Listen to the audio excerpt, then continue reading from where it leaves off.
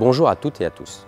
Proviseur de l'école d'enseignement technique de l'armée de l'air et de l'espace, je souhaite vous féliciter pour avoir été sélectionné pour entrer dans cette magnifique école qui est la nôtre. Vous allez pendant 2 ans suivre une formation militaire et une formation académique. Cette formation académique est identique à celle que vous pourriez trouver dans le civil avec l'obtention du baccalauréat délivré par l'Éducation nationale. Lors de cette journée d'incorporation, vous allez émettre des vœux pour intégrer une voie de formation professionnelle, générale ou technologique, en précisant les filières que vous souhaitez. Les filières proposées répondent aux besoins de l'armée de l'air et de l'espace.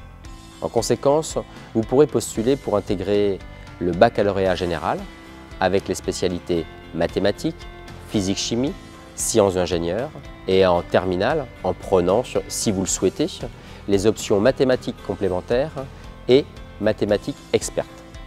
Cette dernière option, mathématiques expertes, est obligatoire pour les élèves qui souhaitent entrer en classe préparatoire aux grandes écoles militaires à l'issue de l'ETAE. Vous pourrez également entrer dans un baccalauréat technologique STI2D avec la spécialité Système d'information et numérique appelée SIM. Dans un baccalauréat professionnel, aéronautique, option système ou option avionique. Et enfin, vous pourrez également entrer dans un bac professionnel système numérique, option réseau informatique et système communicant. À la rentrée 2024, des sections européennes sont ouvertes dans toutes les filières proposées dans notre école. Enfin, une commission d'attribution des filières se réunira dans les 2 semaines suivant l'incorporation afin de déterminer celle dans laquelle sera inscrit votre enfant. À l'issue de cette commission, la filière proposée par l'établissement sera communiquée aux élèves. Dans les filières professionnelles, les élèves acquièrent des compétences techniques et professionnelles sur le site de l'école, mais également lors des stages appelés PFMP, période de formation au milieu professionnel. Ces périodes sont réalisées sur d'autres bases aériennes, de métropole, mais également d'outre-mer. Elles sont de 6 semaines en première année de bac professionnel et de 2 périodes de 5 semaines en terminale bac professionnel. Les élèves qui entrent dans ces filières étudient donc dès le départ leur future spécialité, c'est-à-dire leur futur métier. Pour les élèves inscrits en bac général et technologique, le choix de la spécialité a lieu en fin de scolarité au bout des 2 années de formation. L'affectation dans une spécialité se fait alors en fonction des vœux des élèves, de leur classement et du nombre de places disponibles dans l'armée de l'air pour ces spécialités.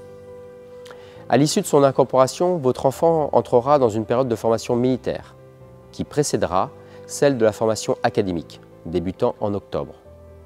Lors de leurs 2 années de formation, les élèves alterneront entre période de formation militaire et académique. Les vacances ne durent qu'1 semaine au lieu de 2 et la formation s'interrompt en juillet.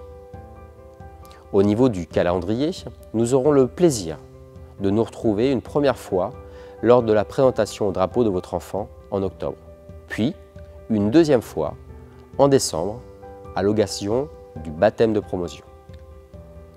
Il y aura à cette occasion une rencontre parents-professeurs pour faire le point avec les enseignants et les instructeurs militaires. L'année est découpée en différentes phases de formation, marquées par des conseils de progression académiques, équivalents à des conseils de classe, ainsi que des conseils de progression militaires.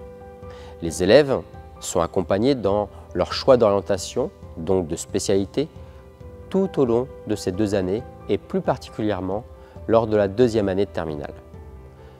Je conclus en vous signalant que le jour de l'incorporation, vous rencontrerez les éducateurs militaires qui encadrent vos enfants, qui encadrent les élèves à l'internat le week-end, lorsqu'ils ne sont pas en classe.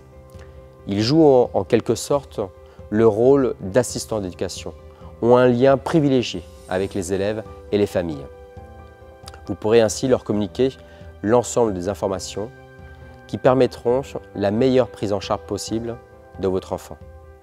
La qualité de l'encadrement, des outils pédagogiques dans cette école et bien sûr l'investissement de votre enfant sont la clé de sa réussite.